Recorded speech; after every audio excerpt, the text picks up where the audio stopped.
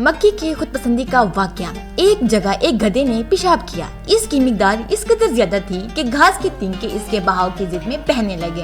एक मक्की एक तिनके पर बैठ गई और गधे के बहते हुए पेशाब पर सफर करने लगी। इसने महसूस किया कि गोया मैं दरिया में सफर कर रही हूँ और ये बहता हुआ तिनका एक अजीब और गरीब कश्ती है।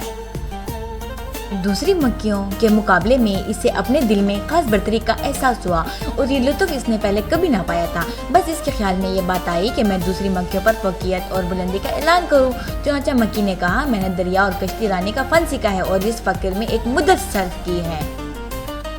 मौलाना रूम रहमतुल्लाह अलैह फरमाते हैं कि मक्की जिस हमाकत में गिरफ्तार थी, इसी तरह हमारे अहले ज़माना अपने वहम और बातिल ख्यालात और नज़रियात को तहकीक का नाम दिए हुए हैं। वही इलाही के आफ्ताब से इस्तिफादा करने को अपनी तौहीन समझते हैं और जिस तरह चमकादड़ सूरज से एराज करते हुए उल्टा लटकने को कमाल समझती है, इस तरह ये लोग ख्यालात फासदा की तारीकी में उल्टे लटकते वो कमाल इंसानी तस्वुर करते हैं।